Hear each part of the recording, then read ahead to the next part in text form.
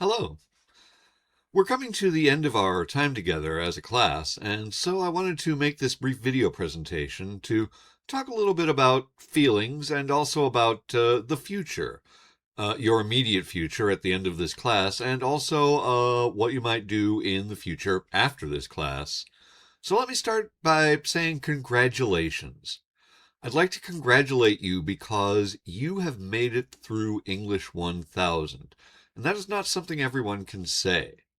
So, if you like, you can take a moment to feel proud for yourself. Sure, why not? I'd also like to say thank you. I'd like to thank you first for your effort and your participation.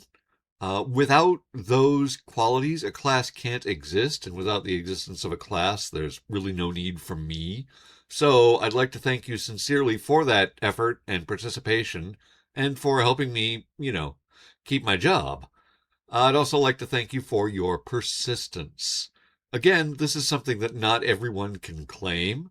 So, because you have not quit, you have not given up, you have not shut off the class, you've continued, you can, again, feel proud of yourself if you like. Now, I'd like to talk a little about the future. I'd like to begin by talking about the future at the end of this class. Now, as you know, I'm very liberal with my deadline policy, but there comes a point at which that has to stop. I work for a large bureaucratic institution, and big institutions have to have very strict deadlines so they can operate. In this case, the deadline is when I have to deliver my final grades from this class.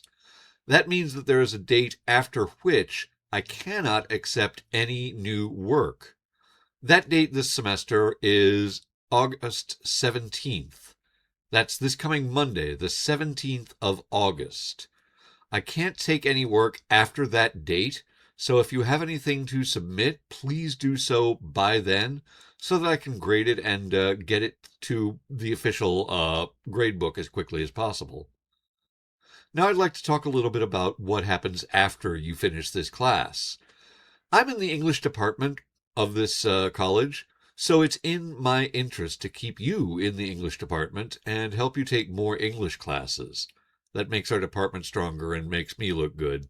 So let me suggest to begin with English 1001.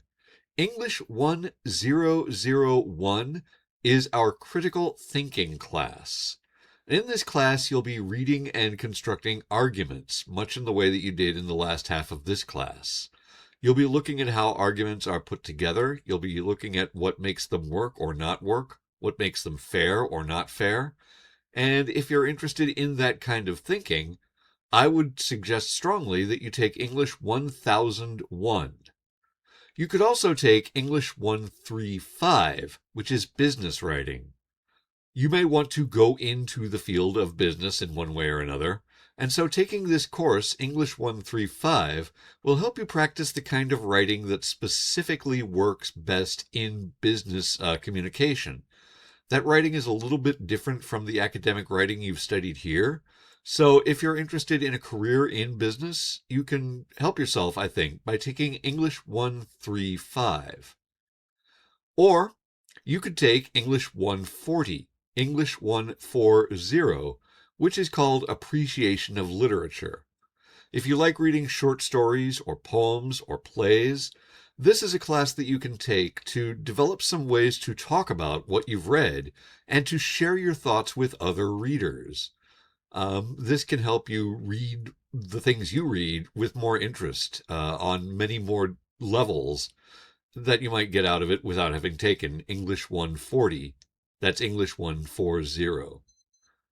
And finally, having said all that, I'd like to say thank you, really, from the bottom of my heart, for your time and attention.